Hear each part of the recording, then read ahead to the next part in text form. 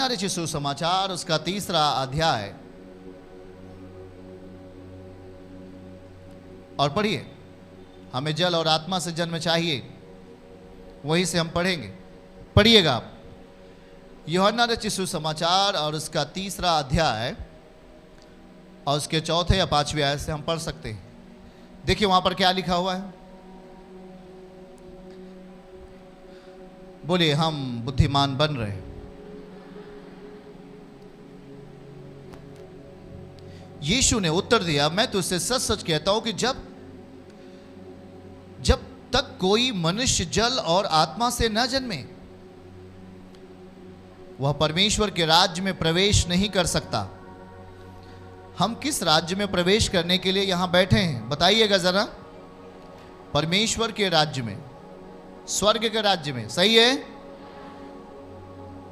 देखिए हमारा प्रवेश तभी है, लिखा है कि जब तक, यीशु कह रहे थे कि जब तक मनुष्य जल और आत्मा से, जल और आत्मा का जुड़ाव है परमेश्वर के वचन और विधि से।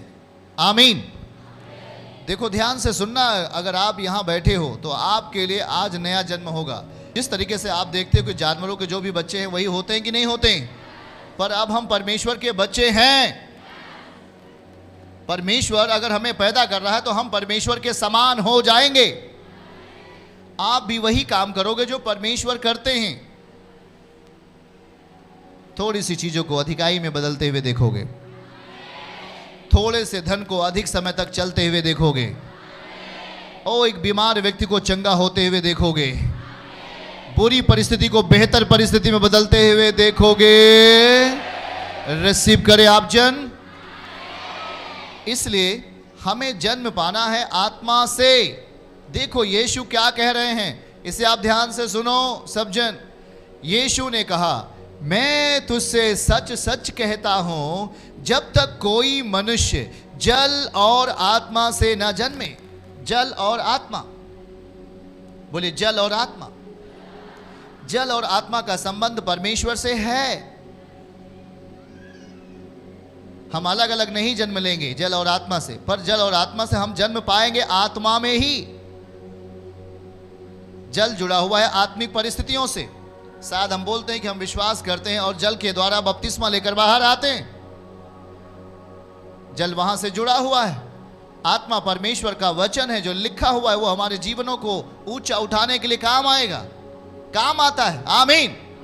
मतलब परमेश्वर की विधि, परमेश्वर का जो नियम है, उसकी जो बातें हैं, उसकी जो वाचाएं हैं, वो हमारी जिंदगी में जब आ जाती हैं अस्थाई तौर पर, हम परमेश्वर में नया जन्म पाते हैं। आमीन। तब कोई आकर बोलता है, जी क्या बताएं, हम तो 10 महीने से चर्च जा रहे हैं, कभी ऐसा नहीं किया। आप 1 महीना जाकर के ऐसा कर दिया। हाँ, क्योंकि 10 महीने से आप चर्च आ तो रहे थे, पर आप कभी भी नया जन्म नहीं पाया, कभी भी परमेश्वर के आत्मा में नहीं जन्मा। पर मैं शायद 1 महीने से अभी आ रहा हूं, पर मुझे विश्वास है कि मैं परमेश्वर को पूर्ण रूप से अपने अंदर रखना चाहता हूं। अब धोखा नहीं आएगा आपके लिए। सुनो सुनो, अब धोखा नहीं आएगा। अगर आपने अभी भी यीशु को अधूरा रखा है तो धोखा आपके लिए है। कोई आपका पैसा गायब कर दिया, कोई आपकी जमीन ले लिया, कोई आपका घर ले लिया। आप कहोगे, प्रभु मैं तेरे साथ हूं, मेरे लिए ये क्या हो रहा है? प्रभु कहेगा, बेटा तू देख, क्या तू मेरा बेटा है? तू मेरे द्वारा जन्म पाया ही नहीं, तू अधूरा है, अधूरा। सुनो, अधूरा हो। आपने कभी ये नहीं कहा, प्रभु मैं तेरा बेटा हूं। कभी आपने परमेश्वर को पूर्ण रूप से अपने अंदर आने दिया क्या? आपने उसके वचन को अपने अंदर अधूरे स्थिति में रखा, और इसलिए वो आप में अधूरा है, उसका बल आप में अधूरा है। आप चिल्लाते रहते हो, मेरा ये समाधान नहीं हो रहा है, मेरा ये बीमारी नहीं जा रहा, मेरा ये समस्या नहीं जा रहा। कैसे जाए? आपने संसार की परिस्थिति को भी अपना हिस्सा बना लिया, संसार की गंदगियों को भी अपना भाग बना लिया, और आप डरते हो गंदे लोगों से। इसलिए अगर आप बुरी चीजों से डरोगे, बुरी चीजें आप में आ जाती हैं। क्या आप साथ में हैं? दिखाइए। यीशु ने उत्तर दिया, मैं तुझसे सच सच कहता हूं कि जब तक कोई मनुष्य जल और आत्मा से न जन्मे वह परमेश्वर के राज्य में प्रवेश नहीं कर सकता, प्रवेश नहीं कर सकता। उसके नीचे 6वीं आयत, क्योंकि जो शरीर से जन्मा है, हमारे साथ इस पद को सब लोग पढ़िए, क्योंकि, सब लोग बोलिए, क्योंकि जो शरीर से जन्मा है वो शरीर है, जो आत्मा से जन्मा है वो आत्मा है।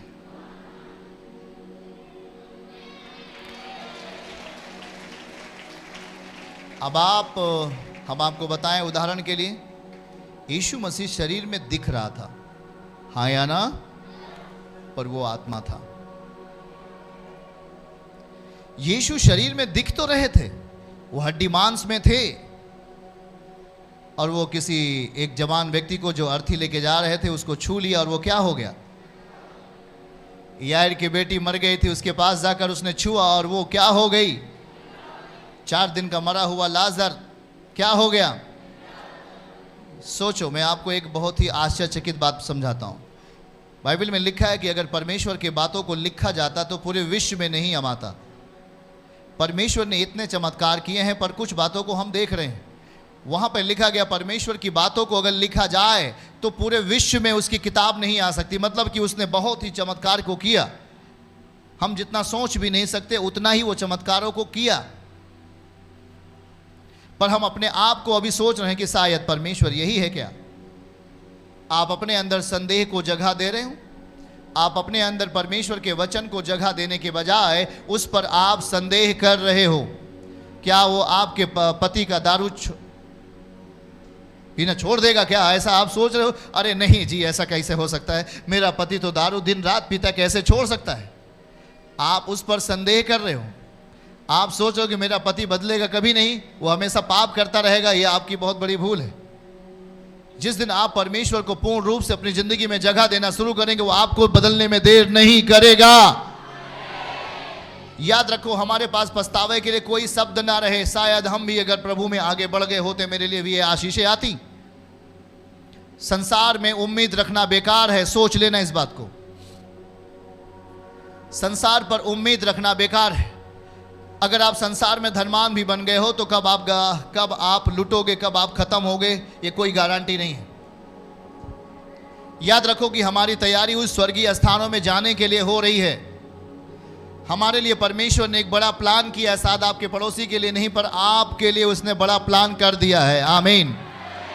उसने आपसे प्रेम किया है। आमीन बोलें। परमेश्वर ने आपसे प्रेम किया है। वो आपसे प्रेम किया, पर आपके बगल वाले से अभी नहीं किया, पर आपसे किया, इसलिए आप महत्वपूर्ण बन चुके हो उसके सामने, यीशु के नाम में। आमीन बोलो। जब आपने उसने आपको यहां पर बुला लिया, अपने सामने बुला लिया, तब आपको यह संदेह नहीं करना चाहिए कि शायद मैं अपनी मर्जी से कुछ कर रहा हूं। आपको परमेश्वर के वचन को अपनी जिंदगी में ले लेना चाहिए। कुछ लोग सोचते हैं कि मैं नशा को नहीं त्याग सकता क्योंकि मेरी ये आदत है। अगर आप नशा को नहीं त्याग सकते, हो सकता है कि आप शरीर में पूरी उम्र जिए, पर आप आत्मा में शैतान के हाथ में जाएंगे। हेलो, हमारी बात को ध्यान से सुनिए। आप शरीर में अपनी वासनाओं को पूरा कर सकते हैं, शरीर में आप कुछ भी आप कर सकते हैं, पर याद रखो आपका एंड टाइम, और किसी ने कहा क्या मैंने उस टाइम को देखा है, आप बेखूबी देखेंगे उसे। प्रभु ने कहा कि जब मैं आऊंगा, जो मुझे मारा है वो मुझे देखेगा। इसका मतलब यह है कि जब आपका शरीर से आत्मा निकलेगी तो आपकी आत्मिक शरीर आपकी देह को देखेगी, उसे किस परिस्थिति में जाते हुए। अगर आपकी देह ने सही कामों को अंजाम दिया, आपकी आत्मिक परिस्थिति परमेश्वर के साथ होगी। और यदि आपका शरीर ने गलत कामों को अंजाम दिया तो निश्चय ही आपका आत्मिक बॉडी नरक में होगा, कोई रोक नहीं पाएगा। परमेश्वर का यह जजमेंट है। इसलिए हमें तैयार होना चाहिए उसके भय में। हमें नया जन्म पाना है परमेश्वर की आत्मा के द्वारा। वो अपने विचारों को हमारी आत्मा में देगा, वो अपने शब्दों को हमारी आत्मा में देगा। आमीन कहो। क्या आप एक आत्मिक प्राणी हो कि नहीं? आपके अंदर आत्मा है कि नहीं? याद रखो कि परमेश्वर ने आपको अपने स्वरूप और अपनी समानता में ही बनाया है। आपका परमेश्वर आपके जैसे है। उत्पत्ति अध्याय 1 उसके 26 आयत में लिखा, परमेश्वर अपने स्वरूप और अपनी समानता में लोगों को बना दिया। आप परमेश्वर के जैसे हो, इसलिए वो आपको पुनः संतान बनाने के लिए अपनी आत्मा आपको देना चाहता है, अपना वचन आपको देना चाहता है। ये कोई कहानी नहीं है, ना कोई मजाक, पर सच्चाई है। इसलिए उसके सामने आने पर हर वो चीज़ें जो छुपी हुई रहती हैं वो प्रकट हो जाती हैं। हमने बीते एक हफ्ते पहले जब हमने एक बेटी को सामने लेके आया, उसे बुलाया, तो पता लगा कि उसकी ये हालत कैसे। उसके परिवार के लोगों ने याद उसको बताया कि ये बीमारी थी, ये समस्या था, ये समस्या था, पर ऐसे हालात कभी दिखे नहीं। जब आप सच्चाई के सामने आते हो तो जो शैतान जो पाप के पीछे काम करता रहता है, उसकी सच्चाई को परमेश्वर प्रकट कर देता है और वो भाग नहीं पाता परमेश्वर के वचन से।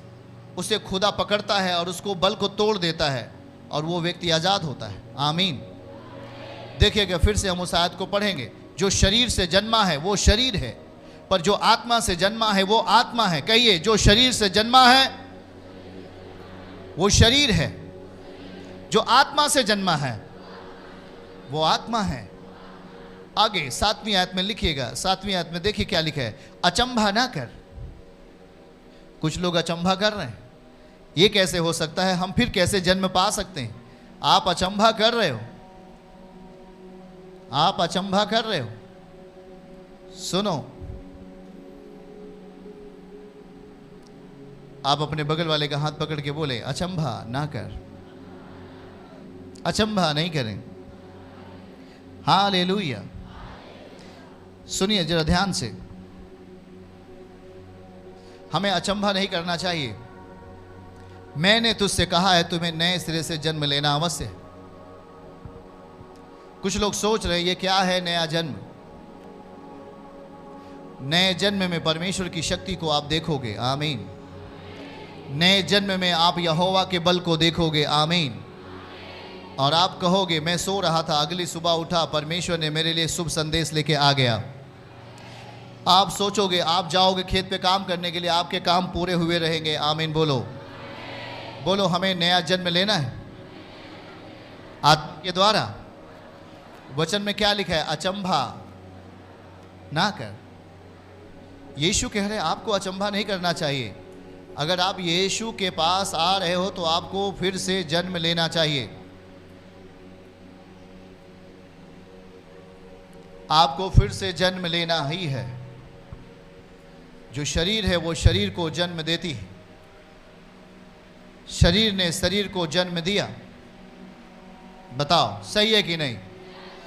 शरीर ने किसको जन्म दिया, जो हम दिख रहे हैं। पर अब आत्मा किसको जन्म देगा, जो दिख नहीं रहा है पर वो हमारे अंदर वास करेगा।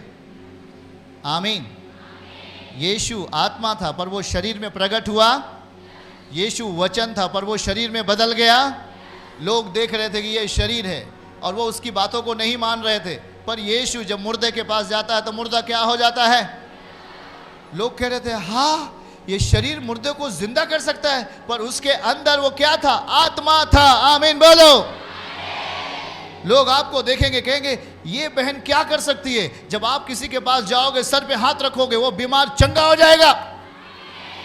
लोग बोलेंगे ये बहन क्या करती है, ये बहन के अंदर नया जन्म है। आमीन बोलो। ये अब शरीर में नहीं है, अब ये आत्मा में जन्म पा चुकी है। अब ये दारू नहीं पीती, अब ये व्यभिचार नहीं करती, अब ये झूठ नहीं बोलती, अब ये शैतान का अंश नहीं है, अब ये झूठ का भाग नहीं है, अब ये पाप का भाग नहीं है, अब ये यहोवा का भाग बन चुकी है। आमीन बोलो। और जब आप यहोवा का भाग बनोगे, आप नए जन्म पा चुके हो। आमीन। जब आप सच्चाई के भाग बनोगे, आप यहोवा का जन्म पा चुके हो। आत्मा का हिस्सा बनोगे, आप परमेश्वर के भाग बन चुके हो। इसमें अचंभा ना कर। पढ़िए ध्यान से क्या लिखा है, इससे अचंभा ना कर। अचंभा ना कर। प्रभु कह रहे हैं कि तू आश्चर्यचकित मत हो। जो ये मैं बात बोल रहा हूं, इस पर तुम्हें आश्चर्यचकित नहीं होना चाहिए। यह सच्चाई मैं कह रहा हूं। तुम्हें नए सिरे से जन्म लेना अवश्य है, उसमें कोई धोखा नहीं है। वो परमेश्वर का प्लानिंग है। आमीन। आप नए जन्म पाने वाले जिस दिन व्यक्ति बन जाओगे, उस दिन आपके आजू बाजू में शैतान कभी भी आपको छू नहीं सकता। हालेलुया। आप एक चमत्कार भाई बहन बन जाओगे। आमीन बोलो। आपकी आंखें चमत्कार की आंखें बनेंगी। आपके हड्डी और मांस चमत्कार के हड्डी और मांस बन जाएंगे। आपका कपड़ा चमत्कार का कपड़ा बन जाएगा। जब आप अपना कपड़ा किसी दूसरों को दोगे वो चंगा हो जाएगा। किसी के साथ खाना खाओगे उसकी बीमारी चली जाएगी। किसी के साथ बातचीत करोगे उसका हृदय शुद्ध हो जाएगा। किसी के साथ संगति करोगे उसकी बीमारी टूट जाएगी और वो सही हो जाएगा। आमीन। सही है कि नहीं? इसलिए प्रभु क्या कह रहे हैं कि हमें नया जन्म पाना है। परमेश्वर के राज्य में जो नया जन्म पाया हुआ व्यक्ति है उससे शरीर से कोई लेना देना नहीं। वो एक आत्मिक परिपक्वता को प्राप्त करता है। वो एक आत्मिक परिपूर्णता प्राप्त करता है। अब वो एक आत्मिक शरीर में है। शायद उसके पास एक सुंदर सा शरीर है पर वो आत्मिक शरीर में बलवान हो रहा है। वो जहां जहां जाएगी, जहां जहां जाएगा वहां पर गवाहियां होंगी। आप जिसके साथ दोस्ती करोगे, जिससे प्रेम करोगे, उसकी जिंदगी बदल जाएगी। परमेश्वर अपना पूर्ण उपस्थिति आपके आत्मिक क्षेत्र में डाल देगा। आमीन। आपको चमत्कार का शरीर बना देगा। आपका शरीर चमत्कार का शरीर बन जाएगा। जब आप चलोगे आपके साथ कौन चलेगा? जब आप काम करोगे आपके साथ कौन काम करेगा? यही है नया जन्म पाया हुआ व्यक्ति। अगर आप इस पर भरोसा रखते हैं तो आमीन। चर्च की सभी प्रार्थनाओं को और परमेश्वर के दास के द्वारा टीचिंग सुनने के लिए और अपडेट्स को जानने के लिए हमारे इस चैनल को सब्सक्राइब करें और साथ में बेल आइकन को जरूर दबाएं ताकि जब भी लाइव प्रार्थना हो तो सबसे पहले आप देख सकें।